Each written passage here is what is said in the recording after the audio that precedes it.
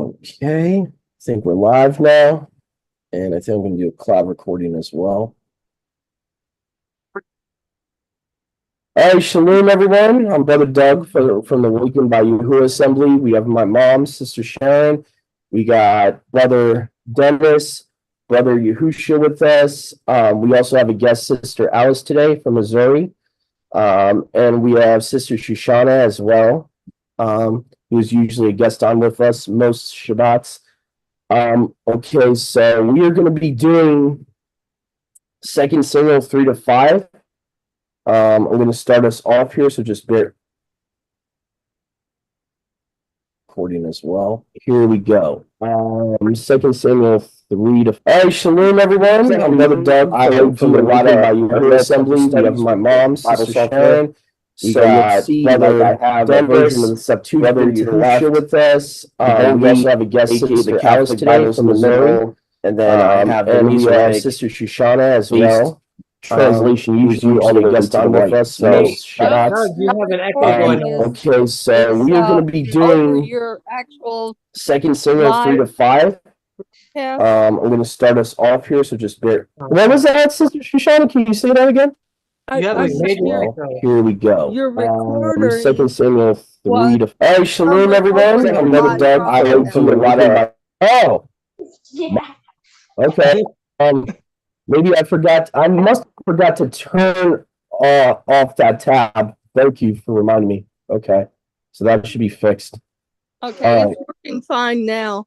I just let you know we couldn't hear what you were saying because it was just playing the recording over you. I appreciate that, sis, and you, Brother Joshua, Brother Yahusha, for telling me that.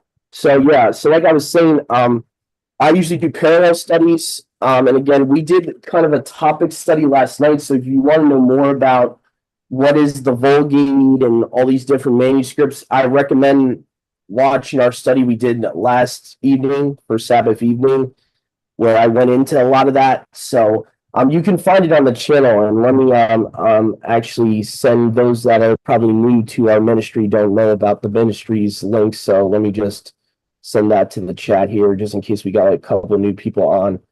So let me just go and get that real quick. I'll paste it to the chat here, and if you see me on YouTube, you'll probably see the channel anyway, but I'm going to send it to the chat here just in case those that don't know about our ministry's YouTube channel. So let me just see here. Okay. Copy. Just send it to the chat here. Why is it not showing up? Man, I got too many tabs. Okay, that's why I'm having a hard time seeing the stuff. Okay, all right, there we go.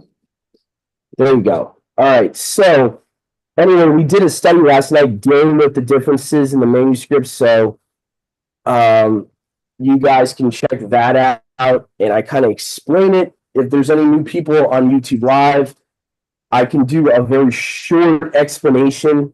Very brief explanation of the differences here. So the Septuagint, a little bit of history on that. It was the Tanakh of the apostles. It was the Tanakh of Messiah himself when he was on the earth around, what might have been 32 AD, 33 AD. Okay, so it was originally written in 300 BC to about 200 or 100 BC, give or take, whenever the book of Malachi would have been translated, when it would have been finished.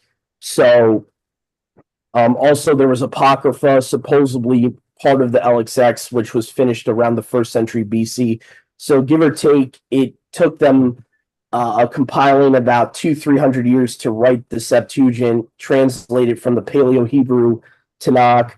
That's what the Septuagint is. It's really was the standard for the Hebrew community from the Second Temple time period, pretty much. It was, from 600 BC to 100 BC, or even 100 AD, as far into even the AD time period for about 500-600 years. That was their Tanakh. And then the Vulgate, a couple hundred years later, after Messiah ascended, 300 AD, roughly around 300-400 AD, Jerome, who was supposedly one of their saints, quote unquote, he was commissioned by Pope Damascus of the Catholic Church, and he was commissioned to make a Latin version of the scriptures. He started from the Septuagint, funny enough, and then halfway through, he decided to go to a Hebrew text of his day. So the Vulgate, or the Catholic Bible, is like a hybrid manuscript, because it's partly Greek, partly Hebrew. And then obviously we know what the 1611 KJV has. It has the Masoretic text, is solely based on the Masoretic text, which was written, even if you go from the Vulgate on, about 700-800 years newer than the Vulgate.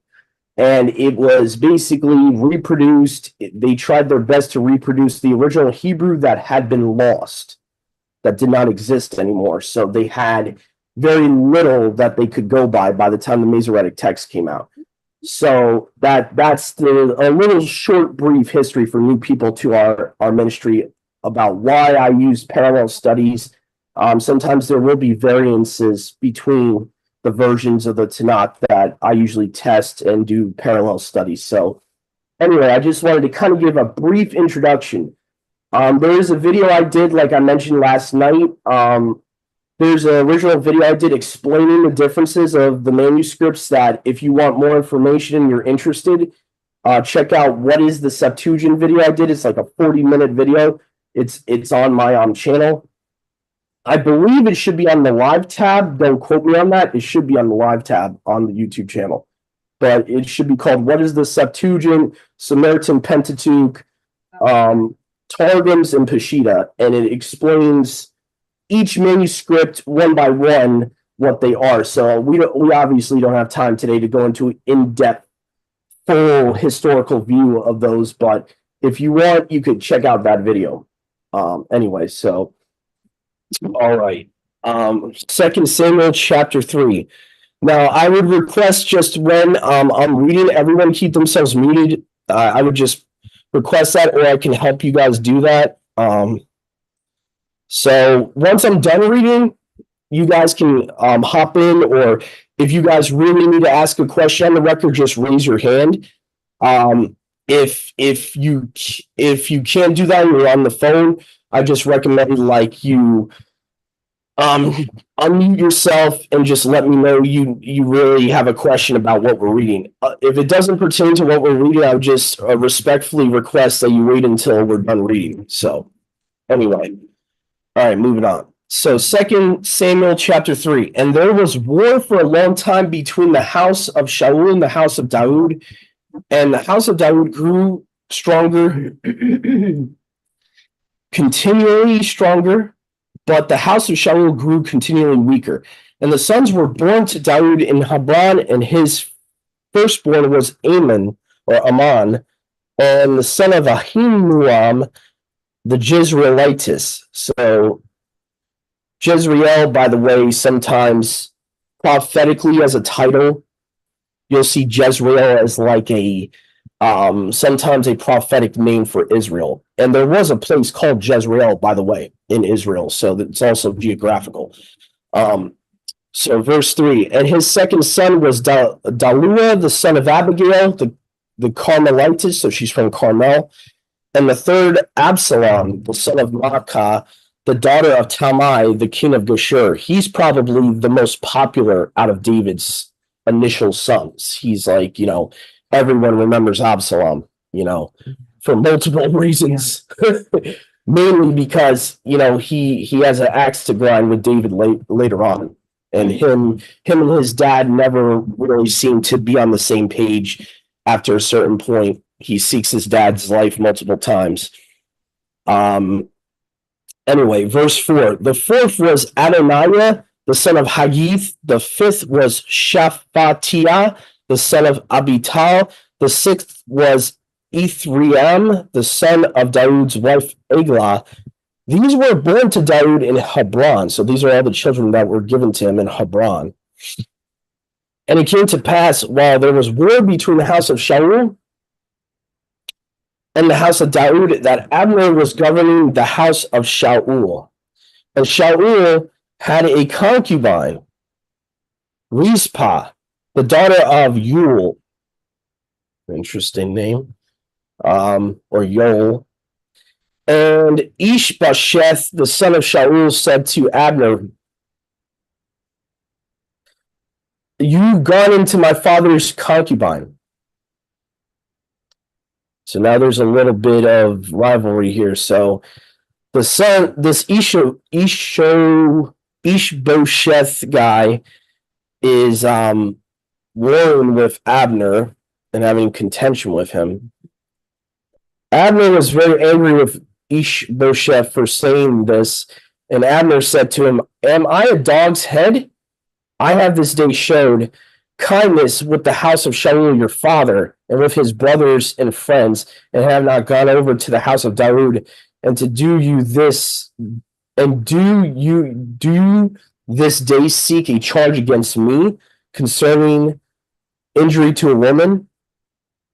So basically, he's saying, like, I'm on your dad's side, and you're going to repay me by falsely accusing me.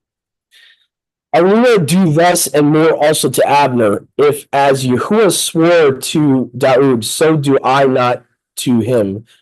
So do I not to him this day. Yeah, the Middle English, I really don't like how it's backwards like that. I'm gonna see if there's like a more modern Septuagint I could use, because the Complete Apostles Bible is a little too Middle English. Let me see here. I should have the Charles Thompson here somewhere.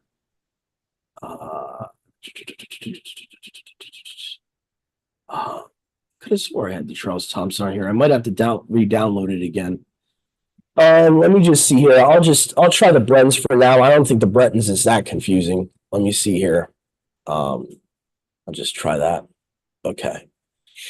All right. To take away the kingdom from the house of Shaul, to raise up the throne of Daud over Yashrael, over Yehuda, from Dan to Beersheba. And Yethbosheth could not any longer answer Abner a word, because he feared him. And Abner sent messengers to Daud to Tiram, where he was. Immediately saying, "Make your covenant with me, and behold, my hand is with you to bring back to you all the house of Yashrael." Oh, whoops, my bad. I'm scrolling way too far down. Okay, verse 13. And Daud said, "With a tube will I will make you a covenant. Only I demand one condition of you, saying, you shall not see my face unless you bring Michal, the daughter of Shaul, when you come to see my face." And Daud sent messengers to Yethbosheth, the son of Shaul, saying, "Restore to me my wife, Michal, whom I took for 100 foreskins of the Philistines." And Yethbosheth sent and took her from her husband, from Phaltiel, the son of Seleh. And her husband went with her, weeping behind her as a barrakin. And Abner said to him, "Go return." And he returned. Abner spoke to the elders of Yashrael, saying, "In the former days we sought Daud to reign over you. Now perform. For Yahuwah has spoken concerning Daud, saying, by the hand of my servant Daud, I will save Yashrael out of the hand of all their enemies." Abner spoke in the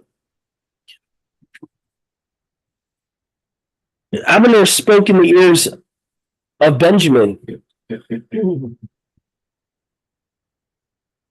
And Abner went to speak in the ears of David at Hebron, and all the steams in the tube in the eyes of Yashrael, in the eyes of the house of Benjamin. Abner came to Hebron, David to Hebron, and with him 20 men. And David made for Abner and his men with him a banquet of wine.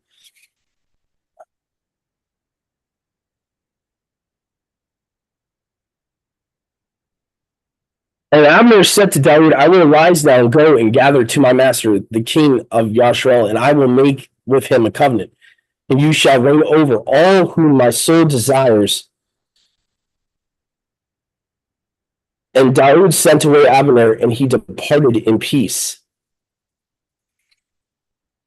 And behold, the servants of Daud and the Joab arrived from their expedition. They brought much spoil with them, and Abner was not with Daud in Hebron because he had sent him away.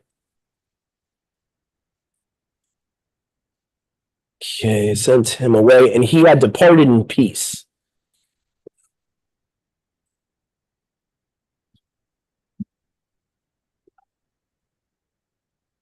And Joab and all his army came, and it was reported to Joab, saying, Abner the son of Ner has come to Daud, and Daud has let him go. He has departed in peace. So we have verse 24 here.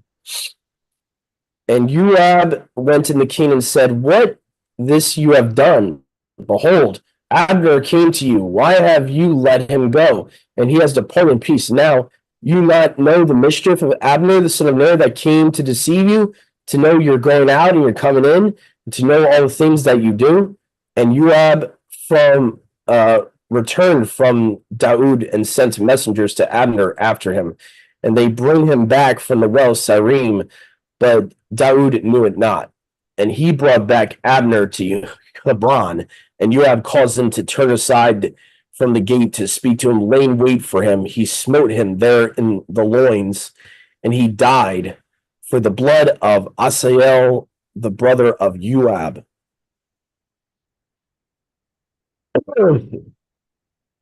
Daud heard afterwards and said, I and my kingdom are guiltless before Yahuwah, even forever, of the blood of Abner, son of Ner. Let it fall upon the head of Joab, upon all the house of his father, and let there not be wanting of the house of Joab one that has an issue or leper, or that leans on a staff, or that falls by the sword, or that wants bread. See, this is an important verse here.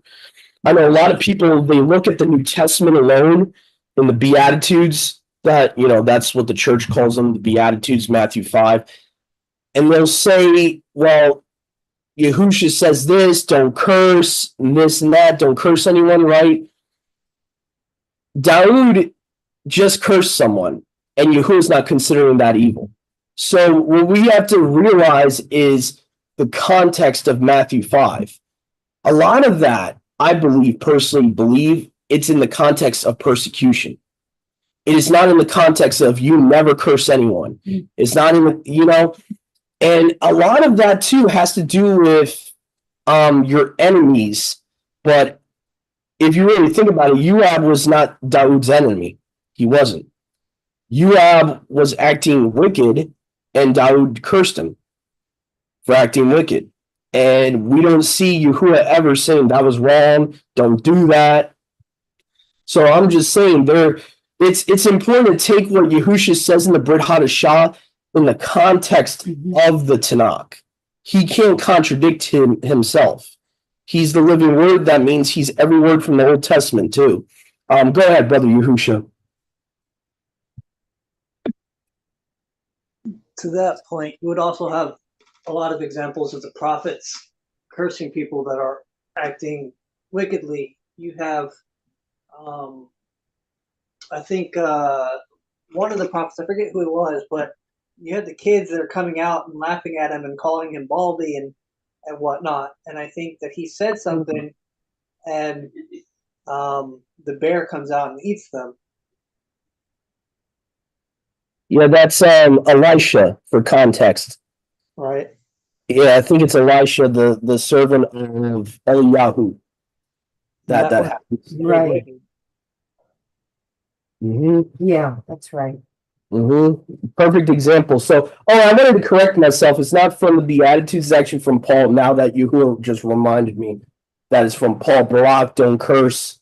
That verse, people will pull from Paul's letters and be like, oh, see, he says, Barak, don't curse.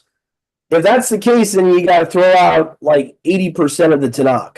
If that's the case, Paul can't go against, the scriptures of his ancestors. He's not going to do that.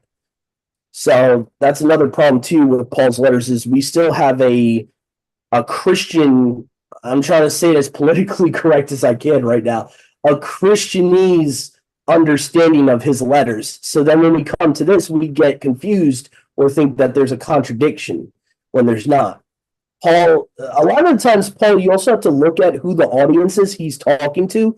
A lot of times he's talking about each other, like Israel. He's talking about believers. I'll give you an example, right? Like the lawsuits verse, Mom, that people love to use. You can't have lawsuits. You can't sue anyone. He says, among you, there has been lawsuits among you, among Israel. You look at that phrase among in the Tanakh, the majority of the time is talking about Israelites. Majority of the time, among you, among Israel. It's universal understanding of that. So when you have to, and this is very paramount, guys, when you go into Paul's letters in the New Testament, you must know the Tanakh before reading his letters or the good news accounts for that matter. Because Yahusha is not explaining every little command to the Torah to people already keeping Torah. You got to realize, too, who is Yahusha's audience in Matthew, Mark, Luke, and John? Right. The majority of the time, it's not Gentiles. He's talking to his own brethren, physical brethren. So you have to understand that, too, that it's very important, the rule of what they call scriptural interpretation. One of the main rules that even seminaries supposed to teach pastors is the idea of know the audience of the passage. Who is being talked to? So, and that's something that, the church hasn't taught us. And, they just cherry pick and they just take one verse and twist it and make a whole new doctrine around it. But anyway, I think we're at verse 29? Yeah. Okay. Let it fall upon the head of Joab and upon the father's house. Okay, so we read that. For Joab and Abishai his brother laid wait. For Joab and Abishai his brother laid wait continually for Abner because he slew Asiel their brother. And at Gibeon. And Daud said to Joab and all the people with him, rend your garments, gird yourselves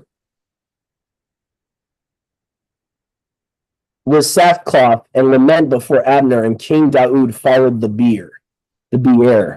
Huh. Okay, that's an interesting term there. Okay, I like how the Vulgate says casket. Okay, so they try to, the Catholic Public Domain version, they try to help you out there. Casket. Okay, that makes sense. All right. Okay, so yeah, I prefer using an English word there than bier. There's no way I would have known what that was. And they buried Abner in Hebron, and the king lifted up his voice and wept at his tomb. And all the people wept for Abner. The king mourned over Abner and said, shall Abner die according to the death of Nabal? Your hands were not bound and your feet in fetters brought, not near as Nabal. You did fall before the children of lawlessness. Interesting. That's interesting.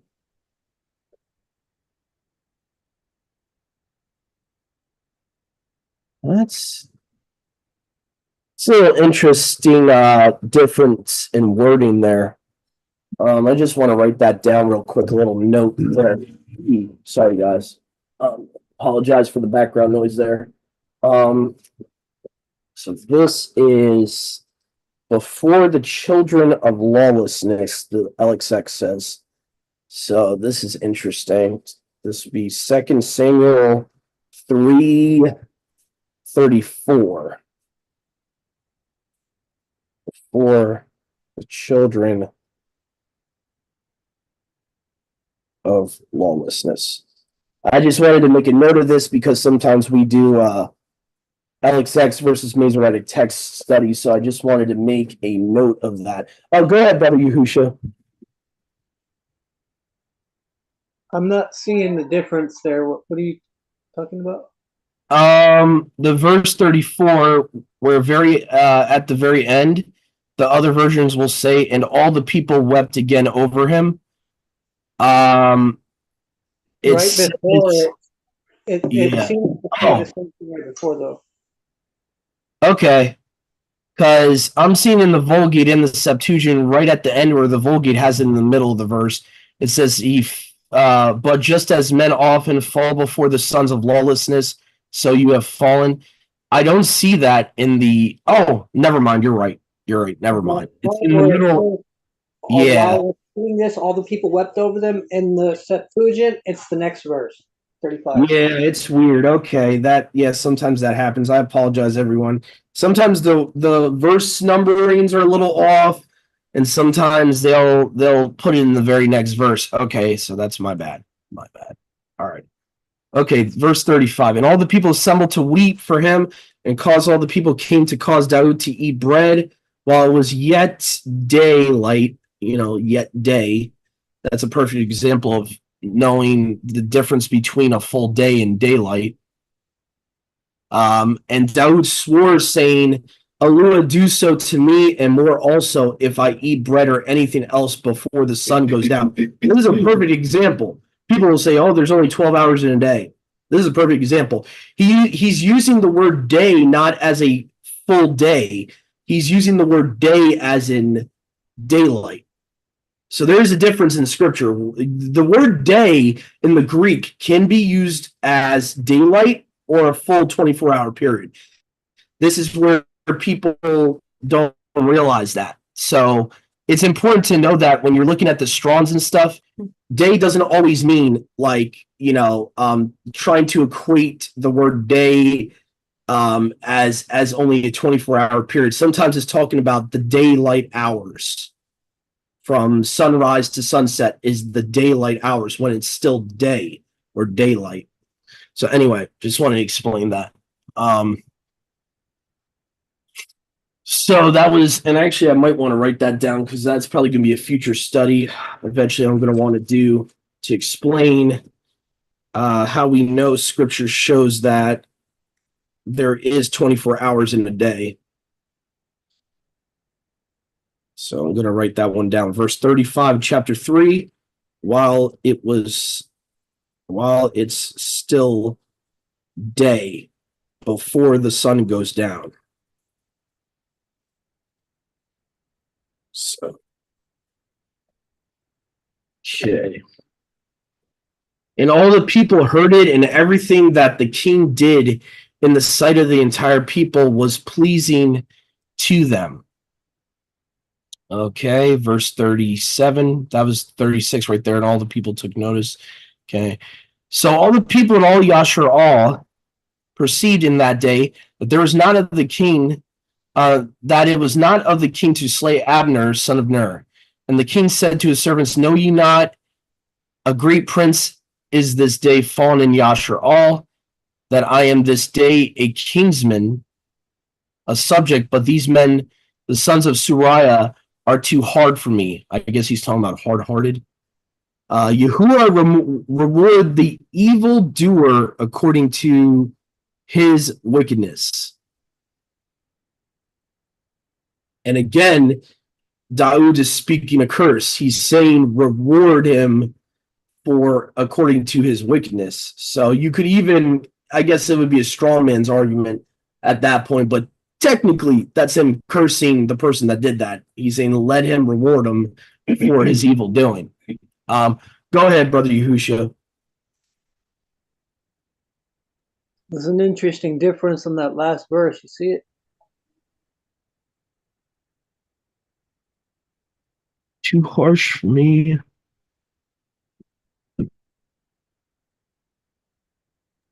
At the very beginning, it says that I am this day a mere kinsman of his, while the Latin and the Masoretic say, I am this day weak, though anointed king. That's weird. Yeah, I mean, he would have been anointed like chapters earlier. That provides a whole different narrative. He's already king at this point. That doesn't even make any sense. How does yours word it? Because mine says as though tender. The Masoretic says, I am still tender yet anointed king. Mm-hmm. The Septuagint says he's a kinsman. And it says nothing about him being tender. Mine says weak. Yeah. very weird. Yeah, so that's something I want to write down there. 3 verse 39. LXX just says kingsman, which makes sense because he's a king at this point. He's not, he was anointed king like way before this point.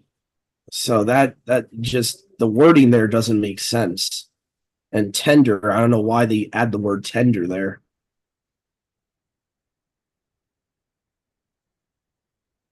I wonder if there's like a rabbinical tradition that that they probably try to make it look like he was getting old at this point.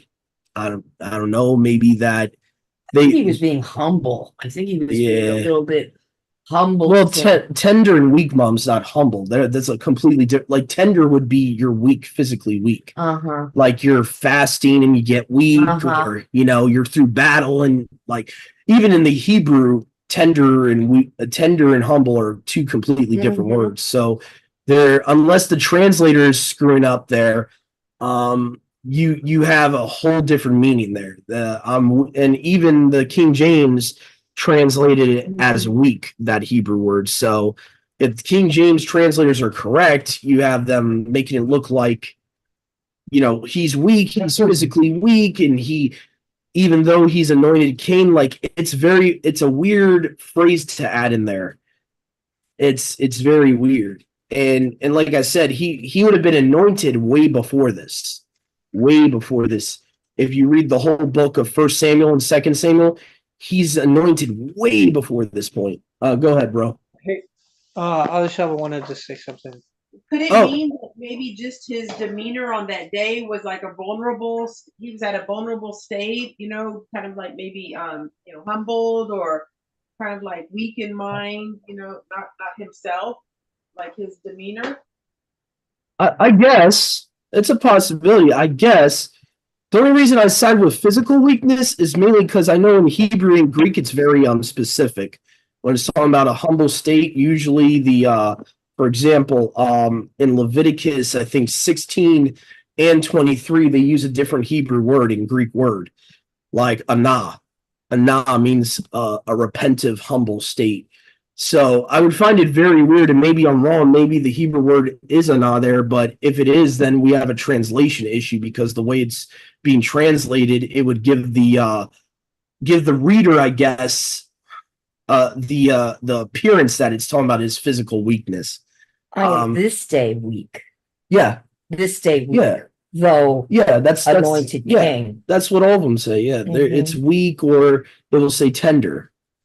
It's still kind of the same thing. It's like from the appearance of the English, it would seem to indicate that. Now, let's actually go to I don't know if Brother Yahusha was trying to bring us to the Strongs, but let's just go to the Strongs to show what I'm talking about here. It's definitely not the same definition as anah. It's from what I remember, there's specific Hebrew and Greek words that mean repentance or humbleness or a humble state, and I don't think it's this word. Let me see here. Let's go to rock. Yeah, the Hebrew word is rock. Yeah, literally or figuratively. So it could be possible what Sister Elishaba was saying. Okay, so literally or figuratively. I'm looking at the Strong's LXX here. Soft, tender, hearted, one, weak, faint. It can also mean faint, though. See, this is where it gets confusing. It can also mean faint, like you're fainting. So yeah, I don't know. It's kind of hard really to make up my mind on whether it would be, either way, though, it seems like that's added to the text, and I don't know why they would want to add that unless there's a tradition maybe that he was going through. I could see it spiritually weak as in he maybe was mourning that day. Yes. That's the only way I could see it as that. That's what it would be referring to his mourning. I just find it weird that it's not in the original text. I find it very weird that the closest we have to the original does not have that word even there. I find it a little strange. Oh, okay. Sure, Sister Alice. It's 2 Samuel 3:39. And from what I've noticed, though, the Septuagint has it a lot different. It says, I am today this a mere kinsman, meaning he's humbling himself still. He's saying, I'm a mere kinsman of his. And doesn't actually kinsman mean like relative? Yeah. Kins, like you're near a kin? Yeah. Yeah, so actually, my bad. That's not even talking about being a king. He's talking about that's a lot different meaning than I'm a mere kinsman, near akin to him, and as it were a subject. But these men of the sons of Zariah are too harsh for me. I don't know. The context of the verse, I have to personally lean with the LXX version. Now that I understand fully what the LXX is saying, he's like, this is like my relative. Like, why would they do this to my near kin? So I find that interesting. At the least, it's an interesting difference. Yeah, he's weak from mourning that day. Maybe the Masoretes, to defend them a little bit, maybe they felt like they had to add that to the story. Sometimes they do that. They feel like they have to correct something, or they feel like they have to add something. I saw that in our study last night a lot. Like they're adding details that they really don't need to have in the text, that the Vulgate and the Septuagint wouldn't have. Go ahead, Brother Yahusha. I wonder if the Masoretes held a position that if you were, well, I would imagine so, because from you see the scribes and the Pharisees, you see them trying to exalt power over common people. And so like when you see that David is saying that he is subjected, he's a mere kinsman, but he's also subjected. To me, what I'm seeing with that is that he realizes that even though he's a king, he's still subjected to the rest of Yasharal. He's subjected to Yahweh. He is not a king as I am master over you, but rather I am a king. I am here to serve you. Versus if I'm wondering if the Masoretes had a different understanding of what it meant to be king, meaning that I am exalted over you. Which is, if that's the case, I could see why they would take out, as it were, a subject. Yeah. Oh, they definitely had that opinion. When you look at the Pharisees, like, to your point, ooh, my leg today, man. Stupid me. All right. Yeah, they definitely felt that even about the Messiah. They felt that, honestly. Like, I remember watching that, old, series JC of Nazareth, and it was kind of accurate in the 70s how they portrayed the Pharisees, where anything of humbleness they could not accept Yahusha to be. So they wanted Yahusha automatically to be this conquering king on a white horse, ready to kill the Edomites, kill Rome, kill all their enemies in the first coming. And like all at once. They didn't want him to be this lowly, humble lamb that he came as. And so to your point, if the Masoretes are supposed to be kind of like the modern version of the Pharisees, I could see where where they would get that understanding from. If they believe a lot of the things the Pharisees believed, I can see why they would want to add that to the text. It would line up with their theology. It would line up with a king is supposed to be powerful. A king can never have weakness, and that type of thing. But by the way, if you research it, that's one of the reasons why they don't accept him today. A lot of Jewish people don't accept him today, is because of that, because of what they believe a Messiah is supposed to be. Even back in the day, in Yahusha's time, they had these prerequisites they thought the Messiah was supposed to do. It's ironic. They thought the Messiah was supposed to do what actually the beast does in the end times. And whether they realized it or not, what they were waiting for in a Messiah was actually going to be the beast. The beast in Daniel 10 and Daniel 11 does what they want their Messiah to do. He automatically, in his campaign before he, goes into the third temple, he defeats all their enemies. He acts like this conquering hero, and he's, even when you talk about the spirit of the anti-Messiah, in my opinion, you go to Revelation 6, where it talks about he's a conqueror. The spirit that is on a white horse, like one of the four horsemen, talks about, he's a conqueror, and he was given a crown to conquer. and you see that spirit in every type of anti-Messiah throughout history. Constantine was a conqueror. Epiphanes, a conqueror. All of them were conquerors, and so it's ironic that what they want in their coming, what they believe that the Messiah isn't came yet, they're still waiting for that Messiah. That Messiah that they will receive will actually be the false Messiah. Go ahead, Brother Yahusha. What doesn't make sense and what is it's just completely diluted is that in their time when Messiah came and they were expecting someone else, they were expecting a conqueror, their enemy was Rome. Yeah. And they expected someone to conquer Rome. Now the people that are portraying or proclaiming to be Israel today are Rome and Edom. But they're still Rome. Rome, Japheth, and Edom are pretending to be Yashrael. So how are they expecting a Messiah to come and defeat the enemy Rome when they are Rome? Wow. I think a lot of them don't know they're Rome. Yeah, I think a lot of them. True. Yeah. I think a lot of like the common people. I don't think they know. No, they don't know. Because I know a lot of them that migrate over here. They don't know.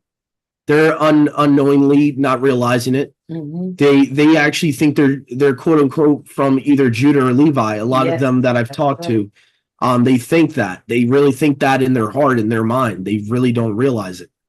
They don't know their ethnic history because it's not taught to them. Matter of fact, it's not even taught to them that the Northern House hasn't came back yet. I actually found that out from Jim Staley years ago. The high ups in the Sanhedrin, aka the Synagogue of Satan, okay, the high ups there, they know that the Northern House, the 10 northern tribes, never came back. The people don't know that. They're also miseducated too. So it's not really, to a certain extent, a lot of that's not their fault. They're not educated about that. They're not, So I had a couple of Ashkenazis I met in my lifetime, and a lot of what they think they know is tradition of men. It's Talmud. It's this and that. A lot of it is not truth. They're not really taught about their real ethnic history. They're not taught about the Khazars. They're not taught about. A lot of us are not. So if we're not, probably they're not. We've had to research this ourselves. So they don't know a lot of this. So they probably think, bro, that they're not Italian or they're not Edomite. They probably think that that's another ethnic group, that the Messiah, that their Messiah, I shouldn't say the real Messiah, that their Messiah they want still has to conquer. So that's the ironicness. What you said is true, is that you're going to have unknowingly Edomite people wanting this anti-Messiah when he comes to defeat a people that they're actually a part of. It's a huge deception. And a lot of them are going to receive him because that's what they want. They see him conquering Egypt and this place and that place and that place. And they're gonna flock to him because he's doing what their traditions, what they wanted in a Messiah, what their traditions say the Messiah is supposed to do. Bring peace is another thing. That's what the anti-Messiah is going to do. There's going to be a false peace. There's going to be a peace treaty between Israel and Palestine, all that. That all caters to their Jewish theology. That all caters to Judaism. So a lot of people don't realize that, but that's how easy it will be for him to get the state of Israel behind him. Because he's going to do, the devil knows about their traditions, obviously, because it comes from the devil. A lot of the Talmud comes from Satan. It's inspired by Satan. So, of course, he's going to know about it. He's going to be like, okay, well, I had them write this in their Talmud centuries ago, thousands of years ago. Okay, so now I just got to fulfill it in my little pawn, Baal. When Baal comes back, he's going to fulfill all of that. And all of them are going to worship me through Baal. And so you already see that. There's Baal in their Capitol building. The Eye of Osiris is on their Capitol building. They're already primed for that. They're already, it's not going to, it's not going to take much for them to make that transition because they're already doing that. There's already tons of Adonai, Adonis, Baal worship in the land right now. There's tons of that already there. Go ahead, Brother Yahusha. So something just came to my mind.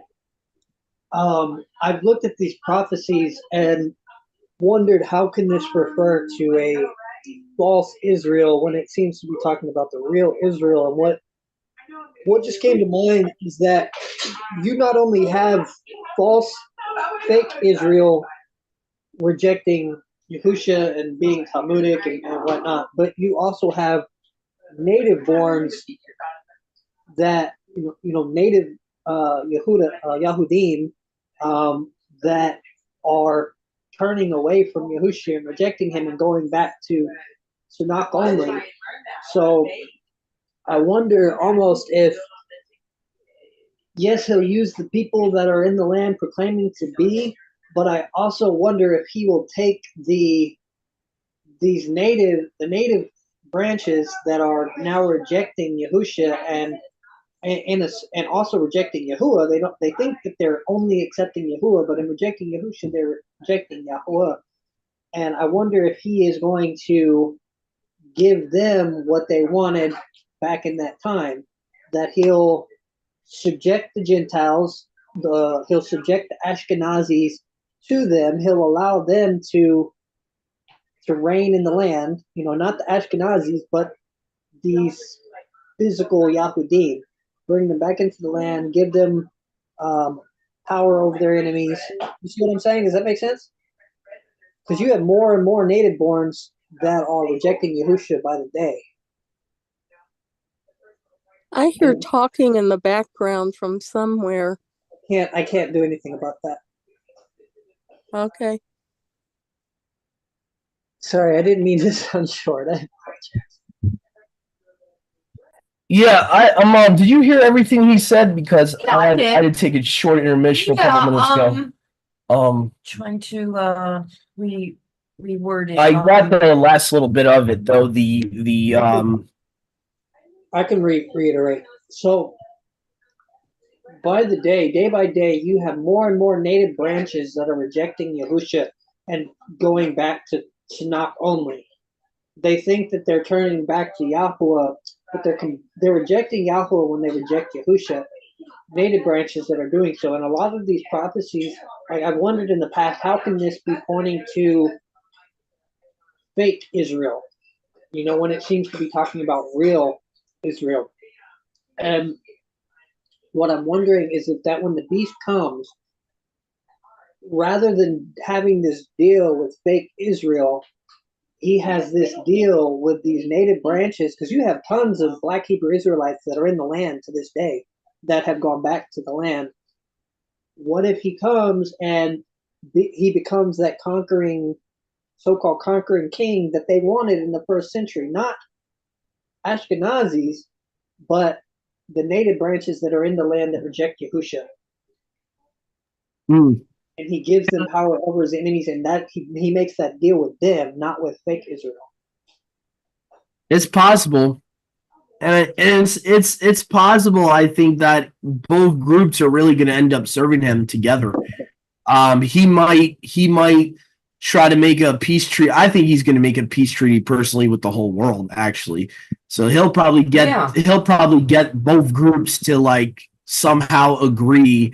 Whether, if he comes as his Hamite self, he might say to the Ashkenazis, listen, you have to be under us because we're natural. He'll go with the whole natural Israel thing, how a lot of the BHIs out there say that white people have to serve them. I could see Nimrod as the beast try to portray himself as part of that ethnic lineage and deceive the real ethnic Israelites that follow him, and then he gets them to, make the Ashkenazis almost like under them, like below them. And I could see that happening almost as a counterfeit of what happens in Revelations later on, where Yahusha makes the synagogue of Satan, the full synagogue of Satan, serve us. And And I could see that as almost like a satanic perversion of that, where, because all of us know, I think most of us know Nimrod was black. He was Hamite. He could easily claim that he's not Hamite and disguise himself a little bit to get the black Hebrew Israelites to follow him. And there's some actually out there. I don't want to, I'm not trying to even make false accusations, but I do believe there are some camps of that belief out there that think everyone of dark skin is from Israel. So I could see the beast take advantage of that.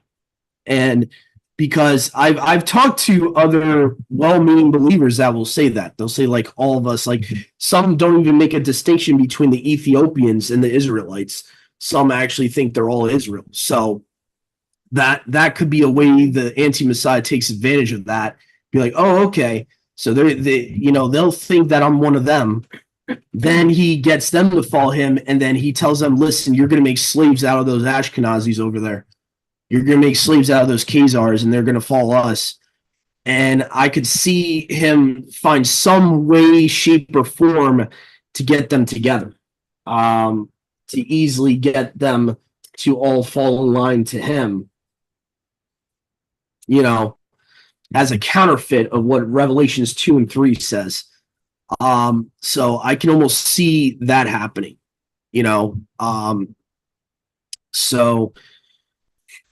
But that's kind of my theory on that. I could see that being possible, though.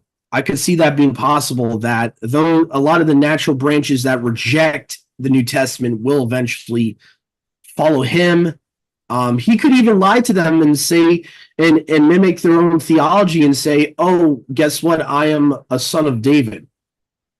I could see him doing that, because a lot of them, maybe not all, but a lot of them that reject the New Testament, all these natural branches of Israel, when they usually go to an Old Testament only, they believe in this idea of reincarnation, and that either the Messiah is supposed to be David reincarnated into a new body, or that the Messiah is just supposed to be a regular descendant of David, like a son of David. So I could see either way Nimrod like portraying himself and being like, yeah, I'm the son of David, follow me, I'm the Messiah you guys have been looking for, I'm the conqueror you're looking for.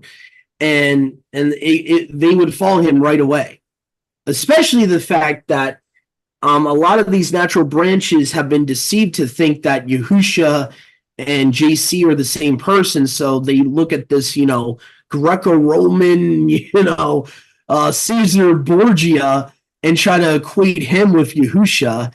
And a lot of them fall away from the New Testament doing that, because then they find out who this, pale white, long-haired, effeminate-looking guy is. And then they equate the New Testament with that, and they think the New Testament's just made up. And so they go away from that. And so if Nimrod actually appeared to them in his, original form, minus, all the crowns and stuff like that, they probably would receive him as their Messiah very easily.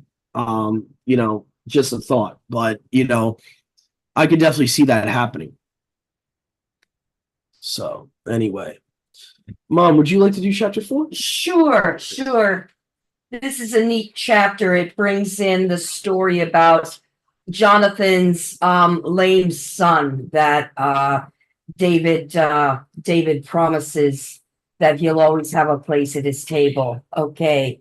When Ishbosheth, son of Saul, heard that Abner had died in Hebron, he lost courage, and all...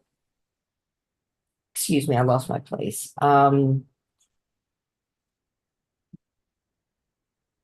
Saul's son had 2 men who were leaders of raiding bands.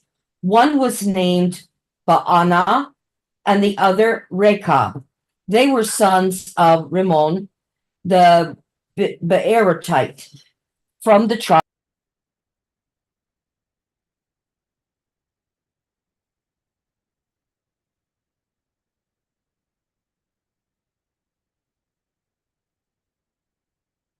to this day. Oh, my bad, Mom. I muted us by mistake for a second. Could you just reread what you just read? No problem. You ready? Yeah. When Ishbosheth, son of Saul, heard that Abner had died in Hebron, he lost courage, and all Yisrael became alarmed. Now Saul's son had two men who were leaders of raiding bands. One was named Baana, and the other Rechab. They were sons of Ramon, the Beerotite, from the tribe of Benjamin. Beerot is considered part of Benjamin because the people of Beerot fled to Gittaim and have lived there as aliens to this day. Jonathan, son of Saul, had a son who was lame in both feet. He was 5 years old when the news about Saul and Jonathan came from Jezreel. His nurse picked him up and fled, but as she hurried to leave, he fell and became crippled. His name was Mephibosheth. Now Rechab said, Baana, the sons of Ramon, the Beerotite, set out for the house of Ishbosheth, and they arrived there in the heat of the day while he was taking his noonday rest. They went into the inner part of the house as if to get some wheat, and they stabbed him in the stomach.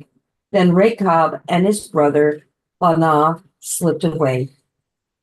They had gone into the house while he was lying on the bed in his bedroom after they stabbed and killed him. They cut off his head, taking it with them. They traveled all night by way of the Arabah. They brought the head of Ishbosheth to David at Hebron and said to the king, Here is the head of Ishbosheth, son of Saul, your enemy, who tried to take your life. This day, Yahuwah has avenged my sovereign, the king, against Saul and his offspring. David answered Rechab and his brother Baana, the sons of Ramon, the Beerotite, as surely as Yahuwah lives, who has delivered me out of all trouble. When a man told me Saul is dead, and I thought he was bringing good news, I seized him and put him to death in Ziklag. That was the reward I gave him for his news. How much more when wicked men have killed an innocent man in his own house and on his own bed? Should I not now demand his blood from your hand and rid the earth of you? So David gave an order of his men, and they killed them. They cut off their hands and feet and hung the bodies by the pool in Hebron. But they took the head of Ishbosheth and buried it in Abner's tomb at Hebron. I guess I was confused about what chapter that was. What chapter are you at? 4. No, you're at the right chapter. Okay. What did you just finished it though, right? Yeah. So yeah, so okay, so off the earth.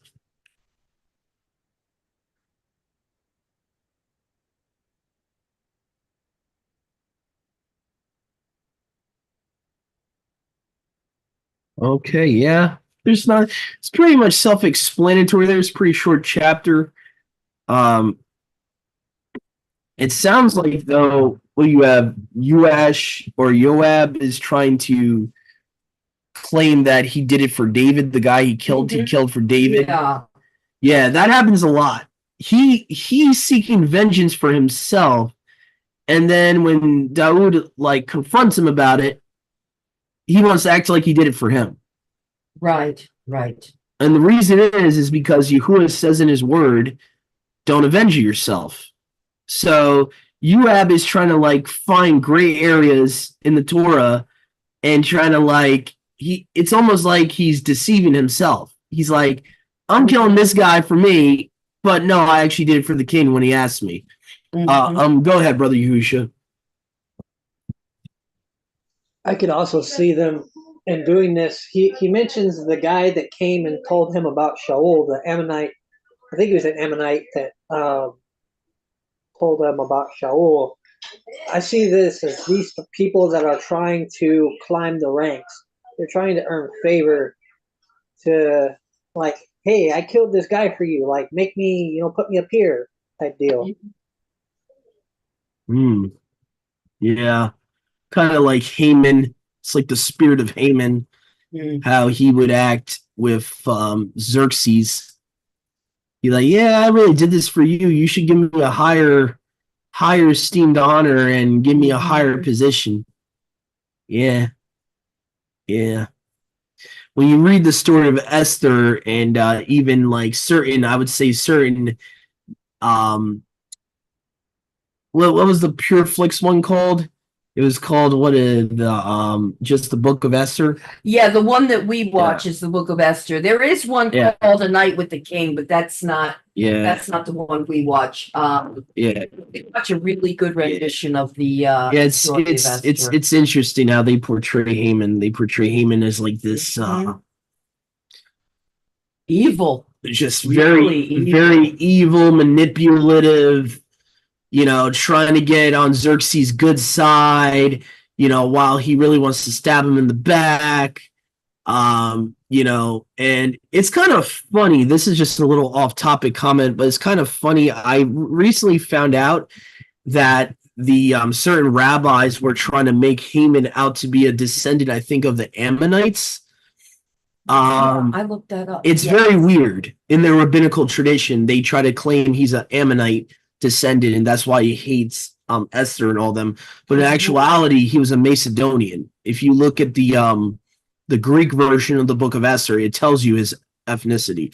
So that's another difference in history when you look at the scripture itself and what Esther claims Haman to be versus the rabbinical opinion of the sages. They tried to make it out like he was an Ammonite and all that. Yeah, you're looking it up, Mom, to see if they give you the source. Just tell you something. Give me a sec. Yeah. Because I was just looking this up. While she's looking that up, I'm going to show you guys proof of what I'm talking about here. Just a quick minor little rabbit trail here. Okay, let's go to eSword here, where I can get the LXX version of Esther here. This would also be, if you have a Catholic Bible, this would be called Additions to Esther, I believe it would be called. So usually they keep it in the Book of Esther, but they call it additions. Let me see here. Baruch, where the heck is it? Okay, Ezra. My eyes are getting a little bad here. Okay, Esther 8. I think it starts at verse 13. Go ahead, Mom. You can read the quote. Yeah, well, I'll tell you what I was able to find out earlier today, because I just happened to be reading the Book of Esther completely this morning, because I wanted to remember it in my mind. Actually, that guy was Haman was an Agagite, which, as it makes sense with what you said, he was Agag, king of the Amalekites. So the people that are called Agagites are from that lineage there. Yeah. So that's what he was, an Agagite. Yeah. Which I don't know if that's a Macedonian or not. I don't know. But no, it's from Agag, the king of the Amalekites. Amalek, I meant. Yeah, okay. So rabbinical tradition makes him a Amalekite. Yeah, that's right. So when you look at the Septuagint, right here.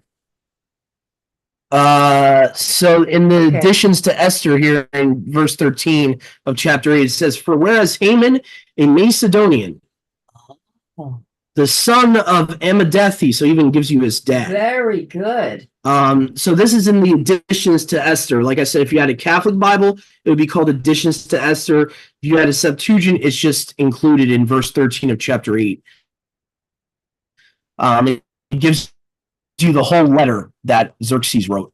The son of Amedethe is in reality an alien, meaning not part of Persia, from the blood of the Persians, differing widely from our mild course of government, having been hospitable, entertained by us, obtained so large a share of our universal kindness as to be called our our father or ancestor, I guess, and to continue the person next to the royal throne. So that was his whole goal, according to the addition to Esther, was for him to usurp Xerxes' throne.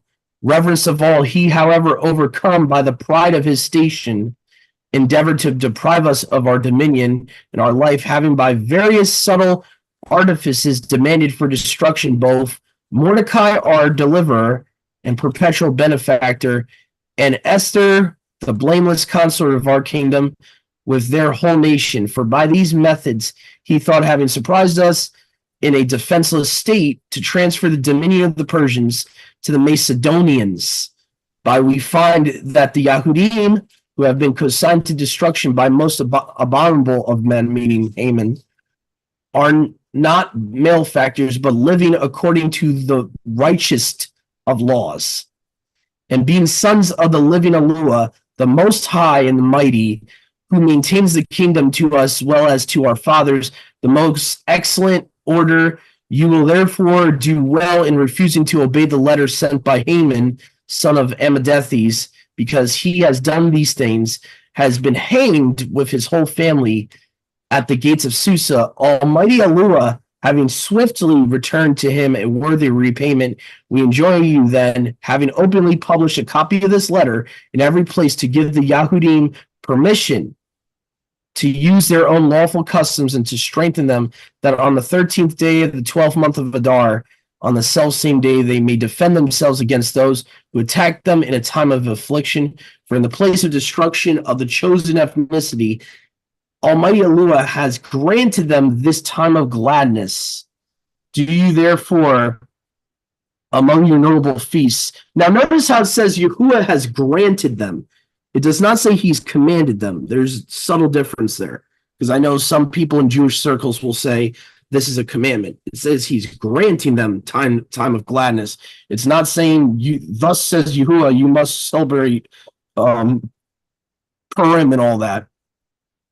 So that's a subtle difference there. Do you therefore among your notable feasts keep a distinct way with all festivity, that both now and hereafter it may be a day of salvation to us, and who are well disposed toward the Persians, but to those that plotted against us a memorial of destruction.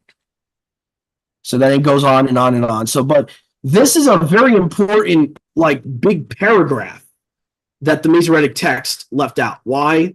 If you could do your own research, but you'll find out the Pharisees and rabbis after them, they, well, I would say not, let me correct myself historically. The Pharisees would have been anti-Greek. The rabbis after the Pharisees, after Yahusha, after seeing that the Septuagint was being effective to convert non-believers, the rabbis, I think around the first, second century AD, they started rejecting any Greek text. So because this version of Esther that has this extra portion was originally in Greek and they don't have any Hebrew source to it, according to their own traditions, they reject anything Greek. So essentially, that's why you don't have Bel and the Dragon in your Masoretic text. That's why you don't have Susanna in your Masoretic text. Anything that was Greek of origin, they rejected. The Masoretes rejected. And you can look that up for yourself. You don't have to take my word for it. You can look it up. Why the Jewish canon is the way it is today. At some point, they were like, no, anything Greek we got to throw out. So that's why the Latin Vulgate and the Septuagint are the only sources that have it. So anyway, go ahead, Brother Yahusha. I'm sorry. I see you got your hand up. I'm wondering if a Bulgarian is the same thing, if a Bulgarian is a type of Macedonian, because in the same Greek version of Esther, in the first chapter, it says, where's it at? Haman, the son of Hamadatha, the Bulgarian. Yeah, Bulgarian might be a form of, what is it, Agathite or something, yours says? I don't know. What you were looking for, Agathite or it? Agatite, he said, is from the king of Agag of the Amalekites. Oh, never mind. Okay, no. Yeah, So Bulgarian is then, I'm not reading the Masoretic, I'm reading the Greek. okay, yeah. So the Bulgarian, so the Bulgarian might be another word for Macedonian is possible. Maybe a sect of Macedonian, like you have the Byzantine sect of the Empire, Roman Empire. You have this sect of the Roman Empire. You have different nations that form the Roman Empire. Maybe that's what it's referring to. Yeah, it's hard for me to figure it out because the Bretons seems to be one of the few that actually have it there. In verse 13. So it's hard for me to look up the actual Greek word that they translate as Macedonian. It's very possible Bulgarian just could be the Greek of it. And they're trying to translate into English as Macedonian. So it's very hard for me to figure that out, whether it is a legit translation of that, or it could just be another word for it. I know there's 3 different manuscripts of the Septuagint. Some might call it Bulgarian or what have it. So, yeah. Either way, we know for a fact he was not what the rabbis want to say, a Amalekite. Seriously doubt that. That seems to be something they made up just to, I guess, just to give an extra narrative of his hatred, I guess. Kind of like how they did to Hitler in a weird way. It's kind of the same thing that they did with Hitler. They made it look like, he was, just attacking the Jewish people, when in actuality, Hitler wanted to kill anyone that was not Aryan. So he was killing not just Jewish people, but anyone. He killed a lot of Christians too, and all that. So a lot of people don't realize that either. So there's throughout history, you always see people trying to provide a skewed narrative. So, but yeah, it could be possible. It could be very possible that it should say Bouguet in there. It's very possible. Like I said, I don't have a Strong's for the Bretons right now, so it's hard for me to see what is supposed to be the exact Greek word there that's translated as Macedonian. So, but anyway, that was called the additions to Esther that I just read. So that's only if you have a Septuagint, you'll have it. If you have the Bretons or something similar to the Bretons English Septuagint, you'll have that whole extra portion of Esther 8:13. Or if you have a Catholic Bible, yeah. So does it list in your Lexham on? Let me see here. I'm not sure if it does or not, because I was looking for it. Okay. What chapter have you? They might not list it as separate. They might Esther 8:13. Oh, 8:13. Okay. Yeah, it's verse 13 that it starts at. It's kind of like how prayer of Azariah is part of Daniel 3. So 9:45. 9:45. So I'll show you here. They've probably been listed. Some of them don't list it as a separate book, by the way. So it's very possible. I think the Catholics listed as a separate book, from what I remember. There's a lot of interesting things in there that is not in the regular Bible. Yeah, I'm a big fan of the Lexham English Septuagint. As far as the canon goes of it, I really am a big fan of it because it has a lot of stuff from the LXX that most LXXs don't even have, like the Psalms of Solomon and all that. There's a lot of For stuff. example, we often feel that, like when I'm reading in, They don't include it. Okay. They don't. Okay, I didn't think it was because I was looking for it. That's strange. That they have other stuff that's not even in the LXX in it, and they don't have the additions to Esther. That's a little strange. Yeah, that's unfortunate because I was looking forward to it. Well, let me see here. I also got my net here. Let me try the net Septuagint. The Nets Septuagint. Let's see there. I guarantee this one will have it. Yeah, let me see here. Esther, page 424. It's just very weird that if that's the case, the Bretons would be the only one that does have it. That'd be a little strange. Well, I think I know why the Bretons has it. I think it's because they have he used the Codex Vaticanus version, the Latin version of the LXX. So that could be the possibility too. Is that only the Vaticanus has it? Let's see.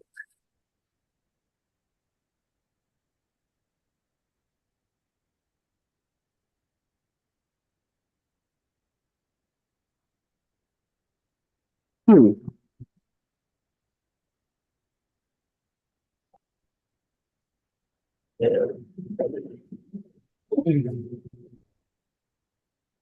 Yeah.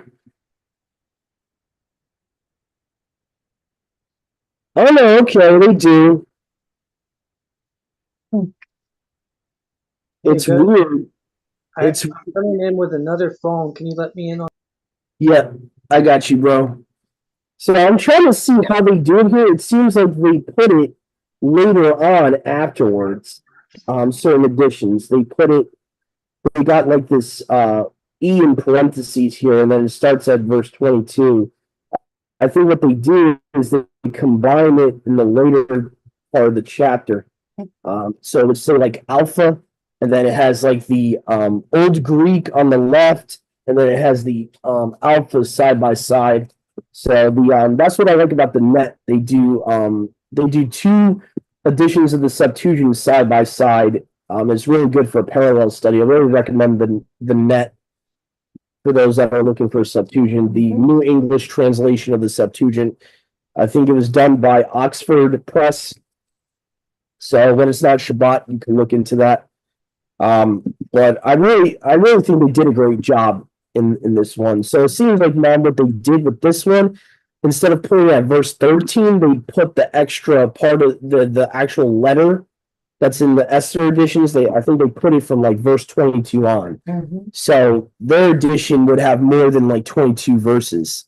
It would have it would like go all the way to like 27, 28. Yeah. So that's what they did.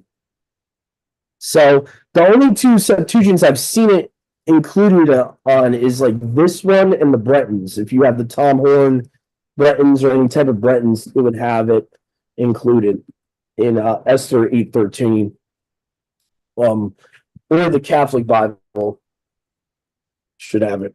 I'm trying to remember if the King James had that. Let me just, since we're on this topic, let me just kind of check real quick. King James Apocrypha. Nah, huh. Interesting. Oh no, I see.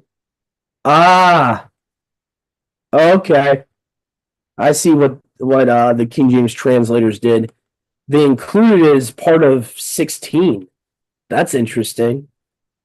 So depending on your translator too, they'll put this the letter that 13 talks about, the actual letter that's included as additions of Esther. Sometimes older Bibles like the 1611 King James will put it like before verse 13. So or no, this is yeah. So what's weird is that they have it as part of verse 12, but then it says in parentheses 16 verse 1. So that's weird.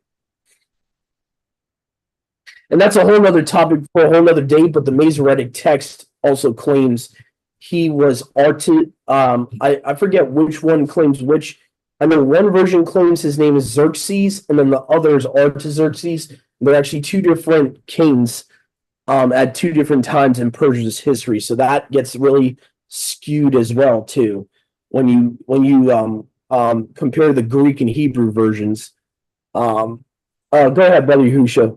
I know we got to get moving on here. I think one version also claims that he was a dinosaur, something like an Achosaurus. No, I'll show everyone since we're on this topic just real quick. I'm going to show people what I'm talking about. With one text claims his name was Xerxes, the other Artaxerxes. So let me just show you what I'm talking about. So the LXX I found a really decent article way back when. Shabbat Shalom, Sister Marissa. Shabbat shalom, sister. Shabbat shalom. Let's see here. I was waiting outside. I don't know how long I was waiting outside. I'm so sorry. guys just started, right? I apologize. Yeah. I didn't realize you were in the waiting room until like a minute or two ago. I just saw it. Okay, no worries. Shabbat shalom. Shabbat shalom. Shabbat shalom. So I was just explaining to the audience that depending on which Esther book you have, one is going to call the king Xerxes, the other calls him Artaxerxes. Artaxerxes, right. And when you look into Persia's history, there were two different kings. Oh. It gets really muddy with that. It gets like, here we go, Bible Gateway, Artaxerxes Encyclopedia. Well, his father was also. He mentions his father. Xerxes might have been his dad. Yeah.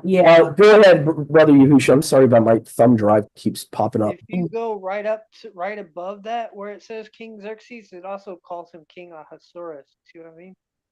Yeah, Ahasuerus is, I think the Hebrew. Yeah. I believe that's his Hebrew name. What the Hebrews would call him. Pardon me. And yeah, there's a big. I found an article. Yeah, here we go. There's tons of articles about this topic. Is it Ahasuerus or Artaxerxes? And according to many Hebrew scholars, they claim, siding with the Masoretic, that Ahasuerus translates into Xerxes rather than Artaxerxes. So they say that supposedly the Masoretic is more accurate. But it's very possible that the Hebrew of the Masoretic text could have changed the name. Also, is very possible. But I want to see if I can find you guys this chart I found where it shows you the different dates either king would have reigned, and it shows. Let's see here, Xerxes. Let's see here. Because there was a Ahasuerus. Here you go. Dating the reigns of Xerxes and Artaxerxes. So this is when I started looking into this. It's very weird because they want to make you pay for the PDF. That's so stupid.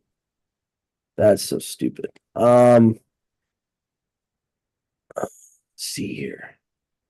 It's a shame I sent it to Sister Marissa on Telegram a while back. It was a really good link that showed you all the reigns of their kings in Persia, and it shows that they're like not even in the same dynasty. So how they could have confused the two different names as the same king doesn't make sense. One has to be lying.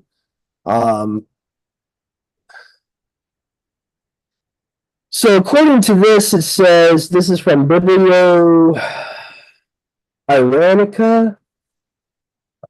I guess that's supposed to be a play on words, Biblio Iranica. Book of Iran or something like that. Yeah, so I guess this is like a biblical account of Iran's kings, Persia's kings. Xerxes, supposedly according to them, would have been in 465 BCE. Artaxerxes would have been succeeding Xerxes. So this gets really tricky. If the Septuagint's right, the Book of Esther is not where they date it, according to the Masoretic. This is where history can get a little screwed with. This is where, for whatever reason, they would want Xerxes to be the king rather than Artaxerxes that she married. Fall of Naxos talks about the fall of Skyros, dated at the beginning of the archonship of Fido, 476 BC. So that would be almost 500 years before Messiah came to earth.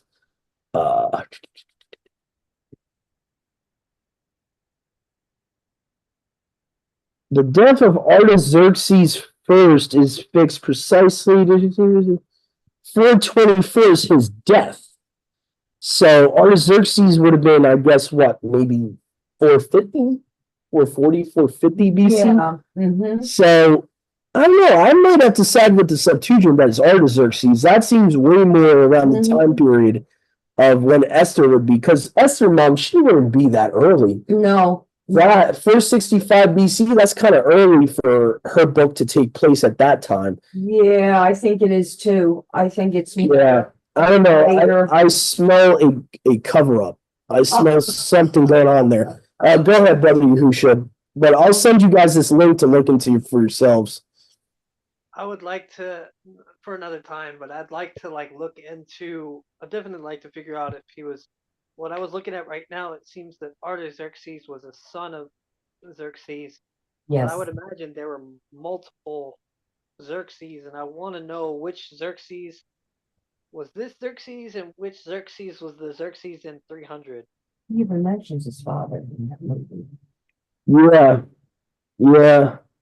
Oh, you said even in the movie he mentions his dad. His father, yes. That's When interesting. Esther is coming to him and begging that he understand and agree with what is her uncle? I can't think. Mordecai. Mordecai. She's like fending for him with the king, and and she's trying to get him released from being, killed and whatnot, and he basically says, I rule this kingdom the way my father did, and my father thought that a man should use his conscience as his decision. And so he Interesting. mentioned his father Yeah. when Esther was there, vying for her uncle. If that's the case, that movie, whoever directed that from Pureflix would be siding with the Septuagint version of Esther then, if that's the case, because that means his dad would have been Xerxes, his dad would have been Ahasuerus. And so that's kind of interesting.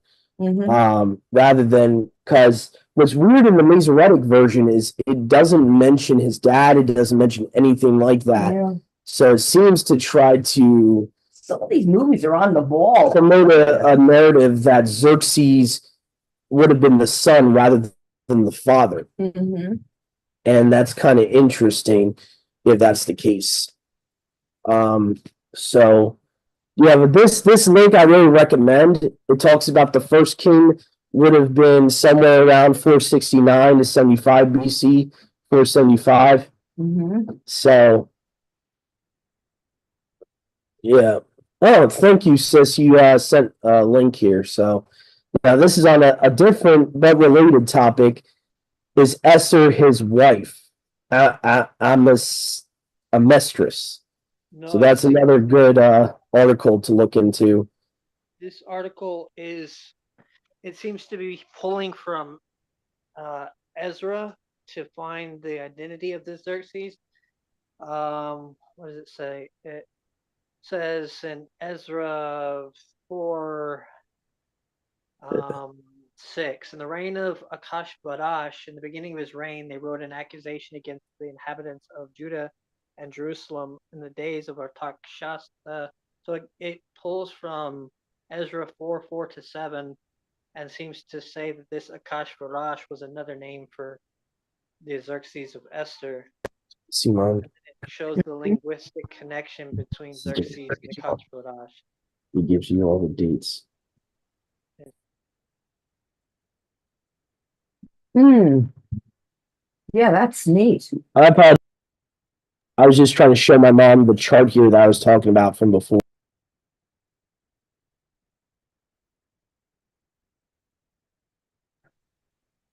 It's 486 to 465.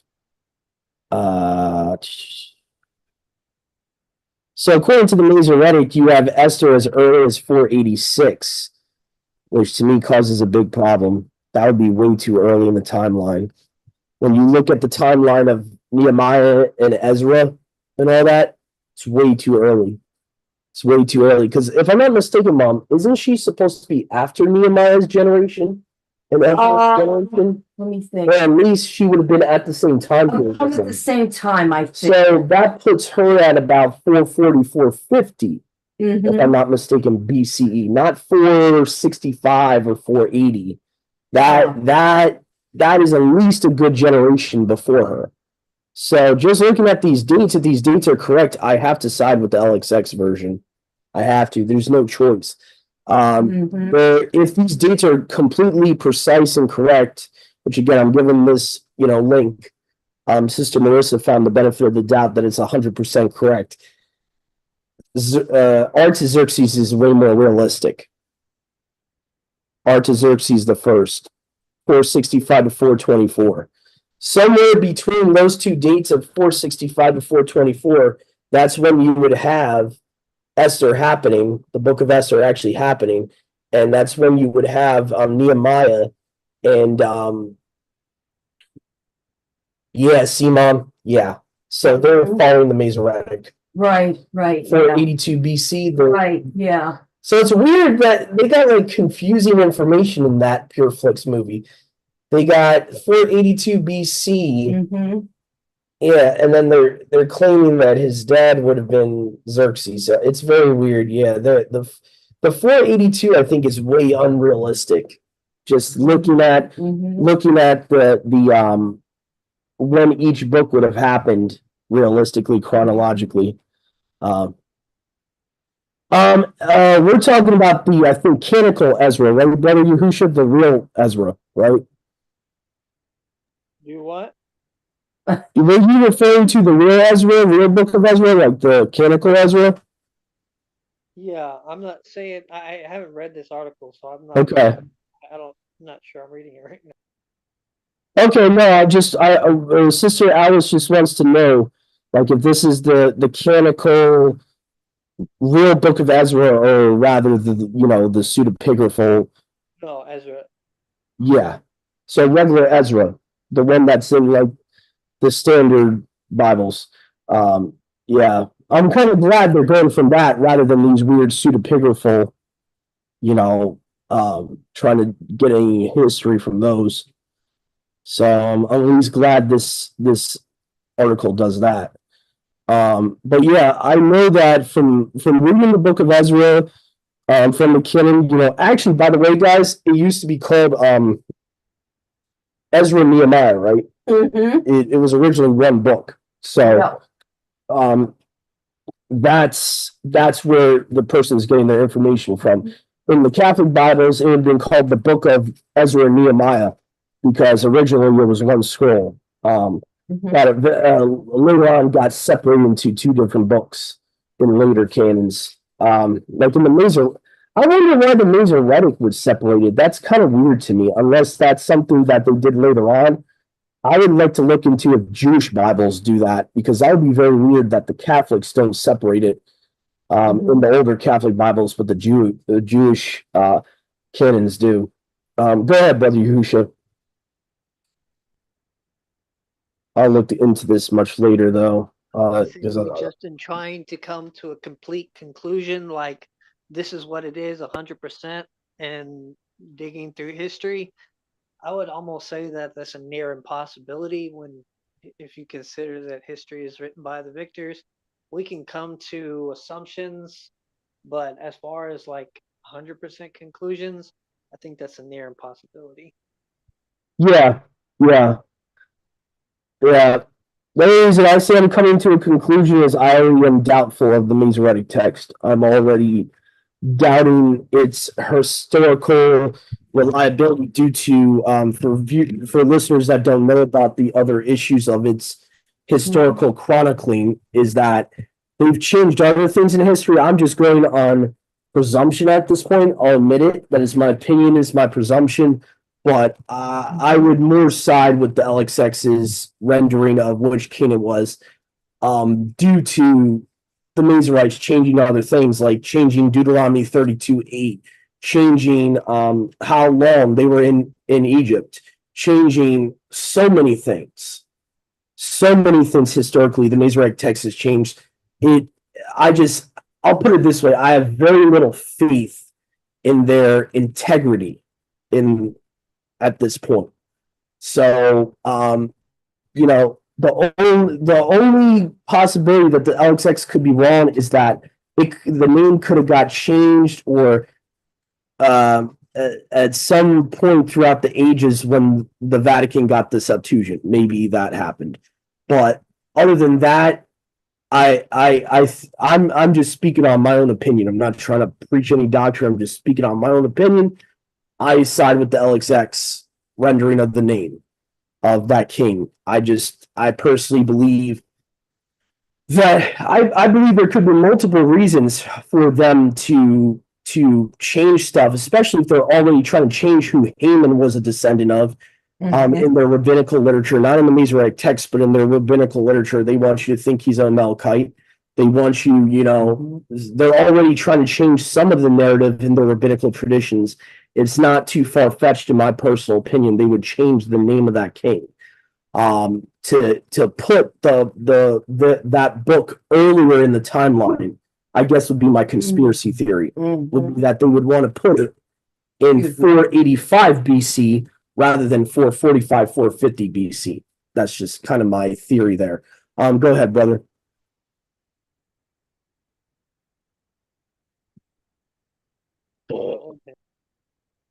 But anyway, not an issue. Let's see here. I think we got one chapter left here. Let's see here. Sister Melissa, would you like to read 2 Samuel chapter 5 for us? What I do need to do is I need to put this in the charger. Hotspot's gonna die at some point. Or anyone want to read chapter 5? I know Brother Dennis, you haven't read yet. Sister Shoshana, Sister Alice, anyone? Any takers? I can read chapter 5. All right, cool. Okay. Is it Esther chapter 5? Oh no, I'm sorry, the ravage and confusion now. 2 Samuel chapter 5. Okay. Hold on. No, that's my fault. Oh, hold on. 2 Samuel. Where are you? I'm looking at my. Hold on. Where is that book?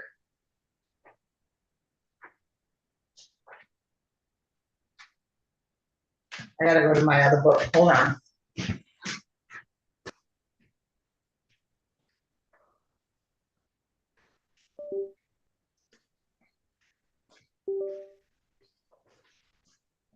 Okay. 2 Samuel chapter 5.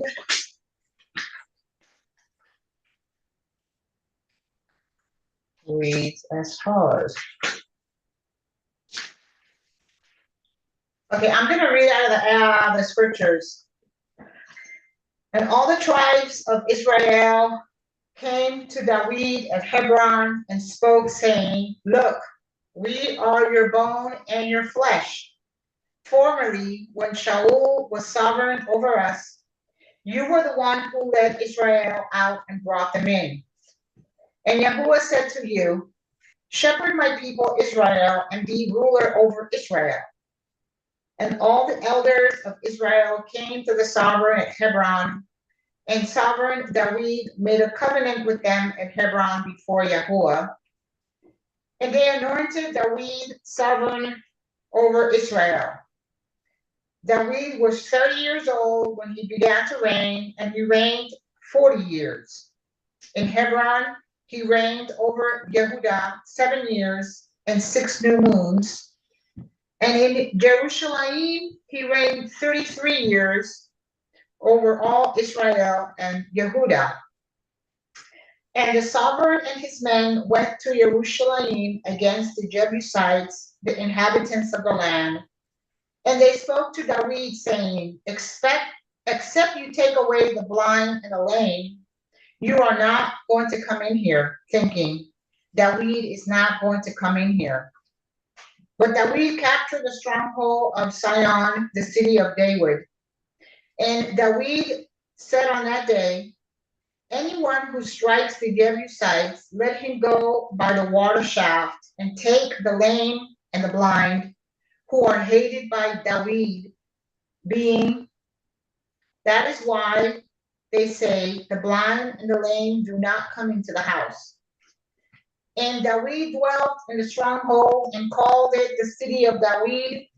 And David built all around from the Millo and inward. And David went on and became great, and Yahuwah Elohim of hosts was with him. Now Hiram, sovereign of Zor, sent messengers to David, and cedar trees, and carpenters, and masons. And they built a house for David.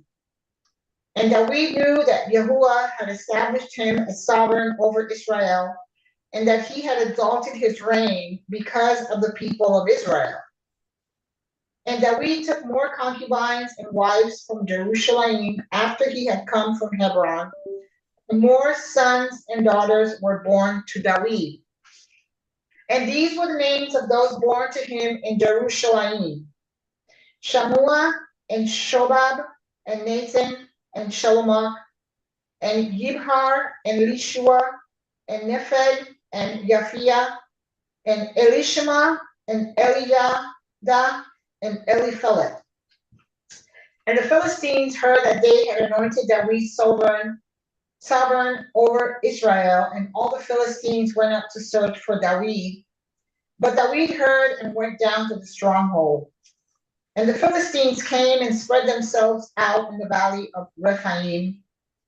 And David inquired of Yahuwah, saying, do I go up against the Philistines, who gave them into my hand? What is that? And David said, and Yahuwah said to David, go up, for I shall certainly give the Philistines into your hand. And David came to Baal Perazim, and David struck them there. And he said, Yahuwah has broken through my enemies before me like a breakthrough of water. So he called the name of that place Baal Perazim. And they left their images there, and David and his men took them away. And the Philistines again came up and were spread out in the valley of Rephaim. And when David inquired of Yahuwah, he said, do not go up. Turn around behind them, and you shall come up behind, and you shall come upon them in front of the mulberry trees. And it shall be when you hear the sound of stepping in the tops of the mulberry trees, then act promptly, for then Yahuwah shall go out before you to strike the camp of the Philistines. And David did so, as Yahuwah commanded him, and smote the Philistines from Geba as far as Gezer. Now, it's very interesting that I know the scriptures, I just notice this stuff when I read it. The number 30, 33, 13, it's so common with Freemasons and Illuminatis. It's something that they, incorporated into their sadistic stuff. So I don't know. I just wonder why that is. But also, when it says that we call the place Baal, I mean, Baal is, I'm not sure why he would call it that, but then in verse 21, it says they left their images there. They left their... That's right. All that stuff behind. And his men took it. It's like, but why would David call it Baal? Probably because it's just to piggyback off of what you're saying, probably because they worshipped Baal there. Probably it was a lot of the times if a deity worshipped at that place, it's named that. I'll give you an example, like you have like Ashtaroth, right? They went to Ashtaroth. That's where basically Ashtaroth was worshipped, where you see the 4 kings versus the 5. in Genesis 14, historically, where they fought was where, Semiramis was worshipped. So that place got named Ashtaroth. So maybe the reason Dawood named it that was because it was a high place where Baal worshippers went to. And maybe that's why he told them to leave their idols there and to, forsake their idols. But it says, and David and his men took them away. I'm confused.